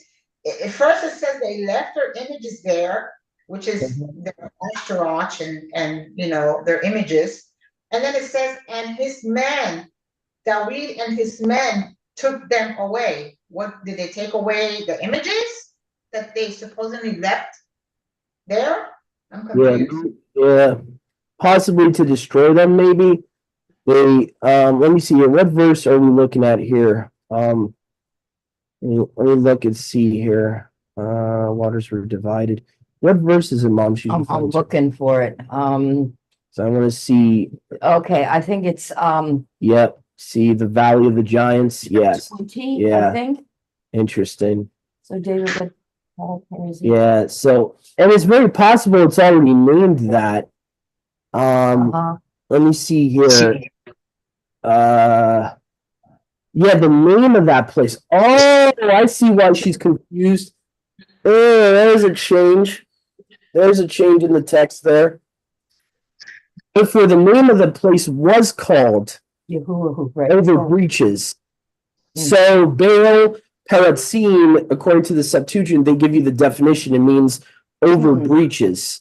And it says was called past tense. So that's where Greek and Hebrew get kind of monkey because it's or funky, I should say, because English sometimes, like English, we have present tense, past tense, and all this. Sometimes that gets lost in translation, whether it's supposed to be a present tense verb, past tense verb. I think the way the ISR translates it is what gets confusing. Because you have the Vulgate says was called Baal Perazim. The Septuagint is the same thing. The name of the place was called over the breaches. So it's giving you an idea that past tense it was called that. Possibly it was renamed something David took over. So, brother, I'm looking at my Breton Septuagint and it doesn't have 1st and 2nd Samuel. It should. Oh, that's where it's the kings. Where It's all four kings. Sis, it's named first Okay. to Kings. So So you second king. it would be Second Kings, 5:20? Yeah, so it'd be because originally, sis, it wasn't named First and Second Samuel. That didn't happen until much later in the Jewish canon. They started naming it Samuel. So in the Catholic Bibles and the Septuagint, both of them would be first to 4 kings. So that's probably why you couldn't find it. It only have up to verse 22 in the Septuagint. They don't have verse 23, 24, and 25. Let's see here. Why does the LXXE have that then? That's weird. Yeah, chapter 5, and it's only That's up. just because the chapters are different and the numberings are different in the physical copy. It's almost impossible to figure. It's almost when you're following along with a Hebrew Masoretic physical and a physical, you're gonna get lost. You're gonna have to go online and read like it on my sword. On my sword, it at least puts it in the right. Hold on. In the Masoretic order. Yeah, the Bretons only up to verse 22, but it ends at verse 25 with Gezerah. One of these websites I found the other day, I forget if it's Study Light. One of these has like an online that she can look at that is like almost similar to a My Sword. I forget if it's Study Light or if it's one of those that has like all the Strongs, multiple translations. It's almost like an online My Sword or eSword. Let me see if I can find it. Most of the sometimes it is because the chapterings and the numberings are different. Sometimes if you just simply go to the next chapter, you'll find what you're looking for. Sometimes it's because the Masoretic text is added in like 20 verses that never existed. But you know what? Here in the Breton, in verse 21 that I said I was confused about, it says, and they leave their gods. That's why you have to compare it with the other. You have to go to 1 Chronicles 14:12. It gives you the context. It says the Philistines, having left their mighty ones there, David ordered them to be burned. But okay. David and his men with him took them. I know that's in 2 Samuel, but you have to compare the 2 Samuel. It doesn't give you all the details in 2 Samuel. Oh, okay. It does, and you have two different accounts. You have the account in Chronicles, and then you have the account in 2 Samuel. If so first Chronicles, what chapter? 14:12. Yeah. I just put it in the chat there. So yeah, sometimes it does that because First Chronicles and First Samuel are like there are multiple accounts of the same events, a lot of it, and that's what Brother Yahusha was bringing up. So like a really good thing to do is after you read First and Second Samuel, go to like First and Second Chronicles right away when you do your daily readings, and you'll see sometimes a decent online translation will give you footnotes. Sometimes they should do that anyway if they don't. But that's where the Bible apps come in handy. Because they're supposed to give you footnotes. Like the ISR, the digital ISR will sometimes give you like footnotes in blue, colored, what is it called, Mom?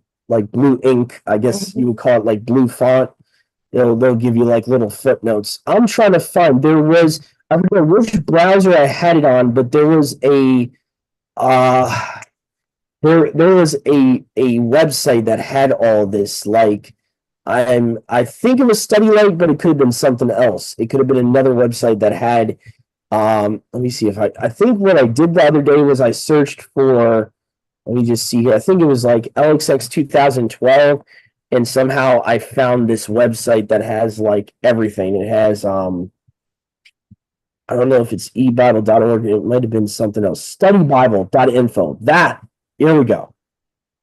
This is a great website to use. I found this like years ago. It's called studybible.info. This is like, for anyone out there that doesn't have Android devices, this is like a really good substitution if you're not able to get a MySword. Because you can pretty much, you can click on what version you want to use. It has scriptural references. It's got strong concordance attached to it. It's got Thompson chain reference.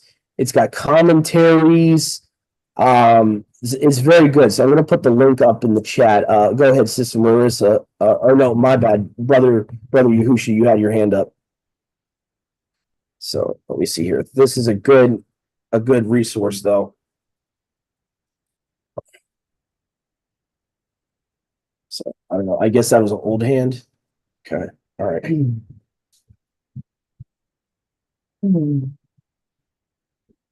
Okay. Is that an old hand? I guess it is. All right. So I think it's a different name in the Septuagint. I don't think it says that Baal name because no. What I was saying before, Mom, is that that's okay. That sometimes the Septuagint, Mom's not going to give you a transliteration. What it does is it gives you the meaning. Right. What she's saying. Sorry. Go ahead, bro. What she's saying is that that's not the meaning, though. Okay. That's a completely different meaning. Breaches is not the meaning of Baal Parazim. Baal Parazim is Lord of the Breaches. Ah. Oh. I always thought that was Baal Pure. No, Pure is a different word. Parazim is breaches. Okay. I guess I heard from someone on some video that that's what Baal Pure meant. Okay. All right. Oh no, word of the openings. Okay. A little different. Okay. So anyway. Okay, because usually the Septuagint does usually give you the meaning of the Hebrew word, like for example, Rephaim, giants. So Usually they do. That's like one instance where I guess it's a different name. See, David called it the upper divide. He didn't call it. So, well, the Septuagint seems to just say that it was upper divider over breaches. So it seems like the Septuagint is claiming that it just meant over the breaches versus versus Lord of the breaches, which is kind of interesting. So Baal would not be in the Septuagint version of that verse. So that's another instance where possibly, I guess, you could have Baal being added in there by the scribes, where it should just be over the breaches. It's very possible.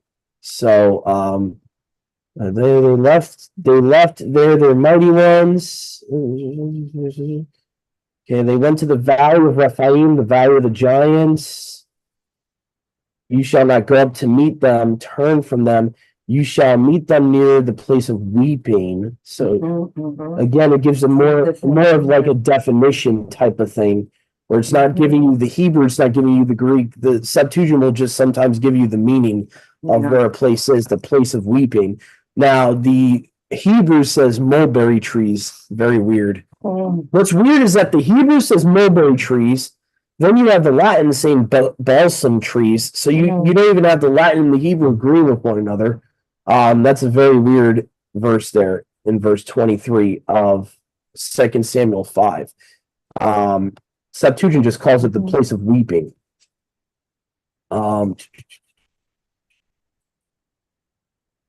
Make havoc. Did as Yahuwah commanded him and smote the Philistines from Gabion as far as the land of Gazera. And that's about it. So chapter 5, that was about it. We have some differences there. Obviously, we have the last couple of verses have different places, names of places. I actually just want to make a note of that because eventually I do want to do differences in 2 Samuel study. So let me just write down those two main differences Sister Marissa and Brother Yahusha found. So let's see. We got verse 23 of chapter 5. LXX says place of weeping. The Hebrew, according to the ISR, says mulberry trees. What was the other verse, Mom, that was different that you pointed out? It was read this. 23 was one verse. Yeah, I think we already got 23. Okay. The other verse I think was 20. Okay, 20.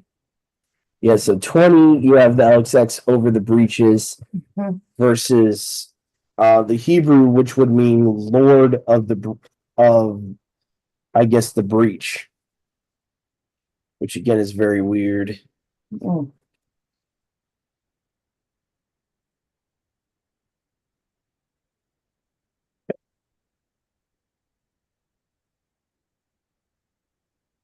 Okay, so over the breaches. Oh. What's interesting is that in First Chronicles 14:12, it seems to call them both. I'm sorry, First Chronicles 14:11. It says he went up to Baal Padazim. This is in the Septuagint. He went up to Baal Padazim, and Dude defeated them there. And Dude said, Yahweh has broken through my enemies by my hand like a breach of water.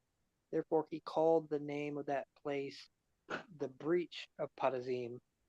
So it seems to be that it was called Baal Padazim, but Daud called it the breach of Padazim.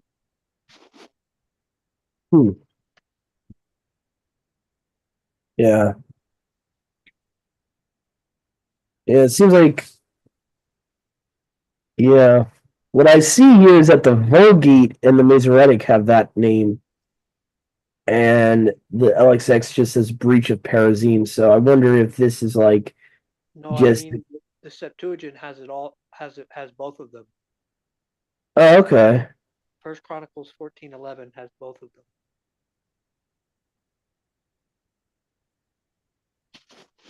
Ah, I see it earlier in the verse. I see it right up here. Okay. Yeah, I see it now. Okay, so yeah, I guess it's just the Greeks called it one thing, the Hebrews called it another. That's another possibility. Yeah. Um,